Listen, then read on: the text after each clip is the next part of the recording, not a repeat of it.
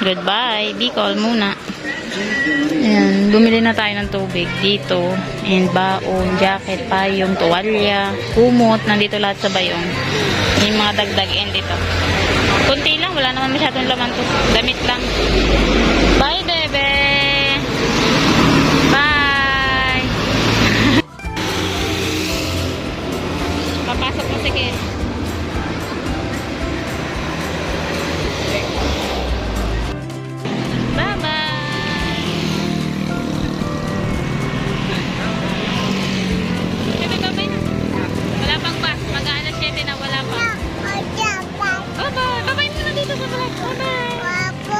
Magbabay. Aray ko. Ayaw niya magbabay. Mamaya iyak na to. Iyak na mamaya. Bebe. Isang oras na akong nag-aantay dito. Wala pa rin nadaang bahay. 1 hour na kami dito nag-aantay. Tuyo na lang yung buhok ko. So dito sa kainan may kumain na kotse. Nakasakay sa kotse. Pa Maynila daw sila. So may kumain na kasi sa aircon. So ayun, baka doon na lang tayo sumabay sa kotse. At least makaka-relax tayo doon kung pwede. Dalawa lang silang nakasakay doon sa kotse. Walang nadaan, mamaya pa siguro 1 oras na kami dito. Baka 2 oras pa siguro mag-antay. Gagabihin ako. Mahirap magbiyahe. Tatanungin pa, nakain pa kasi dyan sa kainan. Tatanungin pa kung pwede tayong sumabay. Makaka-less tayo ng babayaran.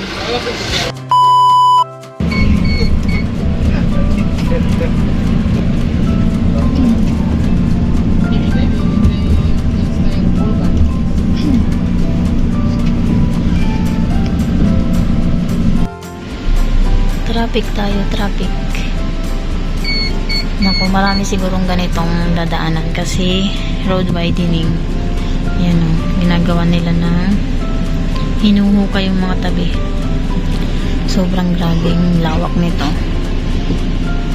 Nilalagyan ng riprap yung gilid. Naku po. Yan ang dadanasin, baka gabi na ako makarating. Ayun o. Yan pa yan, boy. Kailan ba? Mula daw semento yung bato doon, no? Wala, mandar na ulit. Nagre-riprap. Banjing-banjing, ang daming nakurakot. Charot. True. For sure.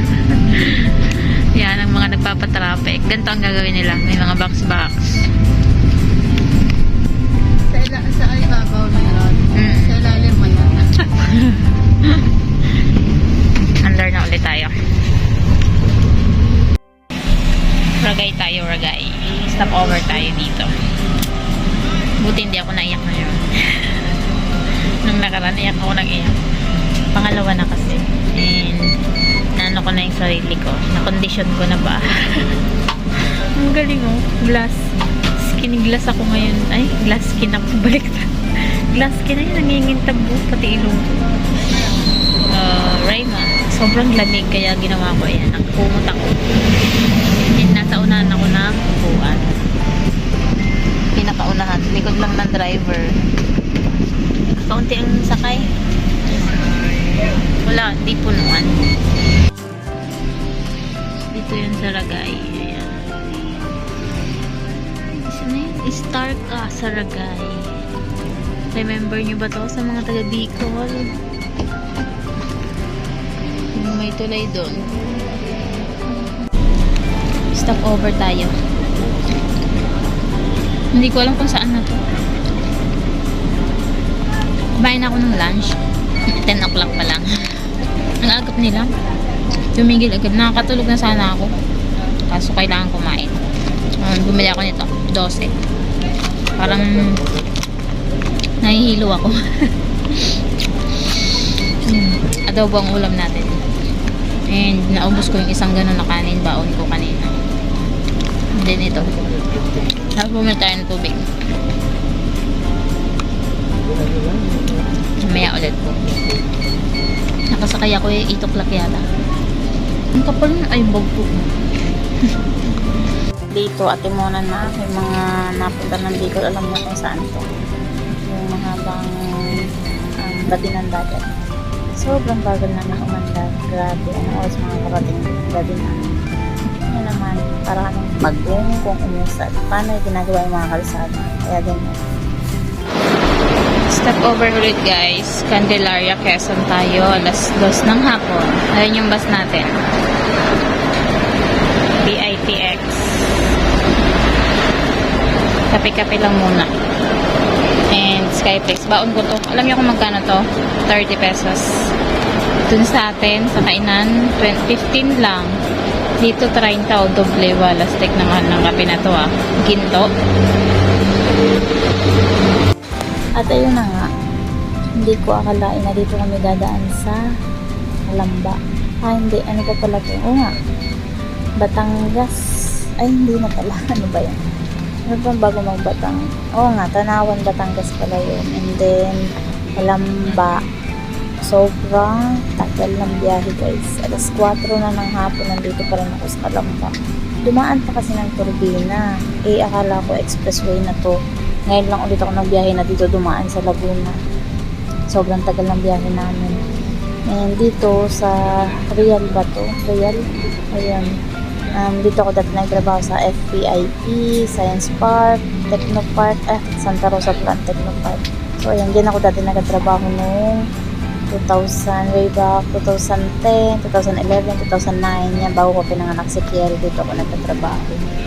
Ayan na nga, sobrang tagal ng biyahe namin. Grabe, gagabihin talaga ako nito.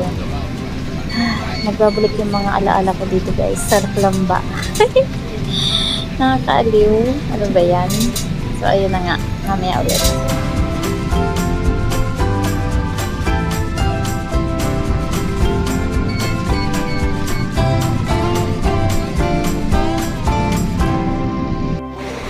Salamat naman. May trabaho na ulit yung mga ganitong vendor, guys.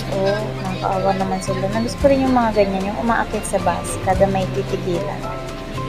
Ano? Ayan o. Gusto ko yung mga ganyan. Tapos, minsan napapabili ko yung mga mani-mani, itlog-itlog, tapos may tubig or burger.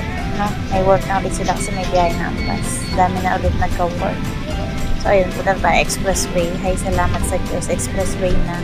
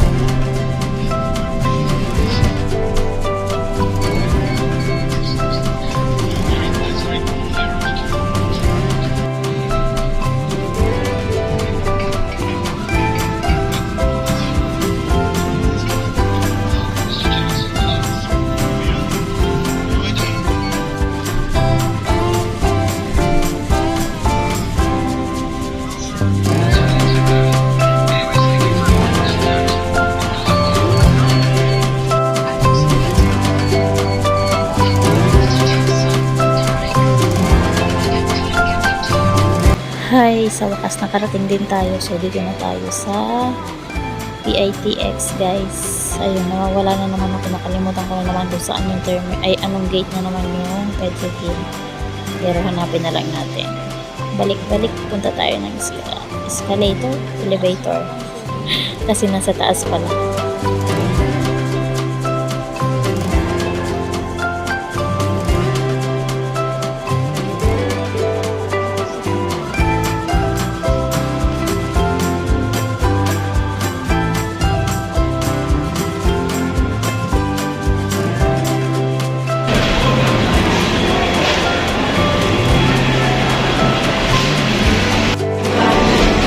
Doon tayo sa gate 3 guys. Doon ang Pedro Hill.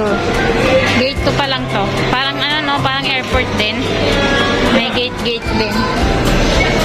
PTEX. Paranaque Integrated. Tama ba? PTEX. Terminal exchange. Ay, tama ba? Ang PTEX na sinasabi ko sino nang nakarating dito. Ganito na dito sa Maynila. Lahat ng provincial bus nandito. Ayan, gate 3 tayo. Daming pasahero, no? Pagod ako much. Sobrang tagal ng biyahe natin. Inabot na, alas 6 na ngayon. Kala ko yung alas 4 na nandito na tayo eh. Alas 6 na. Tapos traffic pa papuntang Pedro Hill. Nako. Grabe. Naiihi na pati ako. Saan kaya si Ab dito? Iihi muna tayo. Restroom. Pedro Hill na tayo. Inabot na ng alas 7 ng gabi. Grabe. Lagpas ng 12 oras ang biyahe ko. Maglalakad pa ako papuntang agency. Sana nandun pa si ma'am kasi walang mag-a-assist sa akin. Sabi ko alas 5 ako dadating eh. Alas 7 na. Sana may tao pa. Tara muna. Ako'y gutom na guys. Grabe. Sobrang traffic. Kapasok pa dun. Saan nga ba yung agency? Nalimutan ko na. Grabe ang tao. Sobrang dami. And sobrang traffic. And naamoy ko na naman yung, alam mo na, yung amoy Maynila. Mga kanal-kanaler. Woo! Pagod. Sobrang dilim. Wala nang katao-tao. Sana bukas pa ang gate dito. Ayan, katapat siya ng school na to. Yung ating agency. Kita nyo ba? Sobrang dilim. Ayan, Maris. Dito tayo sa taas. Hindi ko alam kung bukas pa. Ayan, Maris Manpower. May baon naman ako kanina. Yun na lang kakainin ko. Hindi na ako kakain sa iba. Hindi na ako lalabas. Masyado ng delikado. Walang katao-tao dito sa paligid. Ayan, dito ang gate. Pasok na tayo. Grabe, pagod. Ayan yung gate. Ano kaya? Kung may tao pa dito. 200 per day. Ang pagod ko. 12 oras mahigit tayo na biyahe. Saan nandito pa? Ayan. Maris. Ayan oh. Dito tayo. Yun, marami pala. Magpa-flight. Dito na ako sa agency. Nakakahiya mag-vlog, ang daming tao. So dito tayo sa baba. Ayan, dyan tayo sa sahig. Wala na daw kasing wala nang kama na available dahil tawag dito, marami bukas ang flight and then yung iba mag-o-OWA din and na-late ako. Gabi na ako nakarating. Pero kung kaninang umaga ba ako, may bed pa na na bakante. Ngayon, wala nang bed. Ayan, puno na lahat ko. So, bukas, flight naman nila. Kaya, bukas may bakante na bed dyan. Pipili na lang ako. May dalawa daw bukas na alis na dyan. Yung iba kasi for OWA. So, ayan. Nabot tayo ng 13 hours. Grabe, sobrang pagod. And kinain ko na yung baon ko. Yun ulit. Mapapanis na yung kanin. Kasi kaninang umaga pa. Pero yung adobo, hindi naman. Marami pang tira yung adobo. Hindi pa ubos. So, magbibihis lang ako and linis ng konti. And then, higa na tayo dito sa sahig. Ayan. Ayan yung kama. May kama naman. Isang gabi lang naman. Tapos bukas, yun, alas 7. Nakakainis yung bus na sinakyan natin. Kasi pumunta pa siya ng bayan-bayan. Nakakainis pala pag ganun yung walang laman yung bus. Kasi maghahanap siya ng pasahero. Ayun, pumasok pa ng kung saan-saan. Bad trip. Kaya ang tagal natin eh.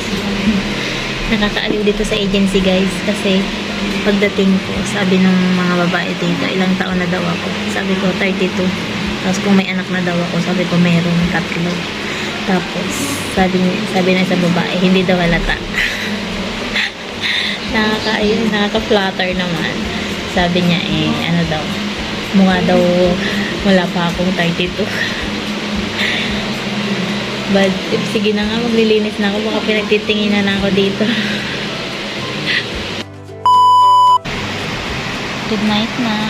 Higa na tayo sa sahig. Bukas ulit. Maaga tayo bukas. Mag-i-edit pa ako. Thank you for watching. Don't forget to like and subscribe. Mga tulog ng mga tao.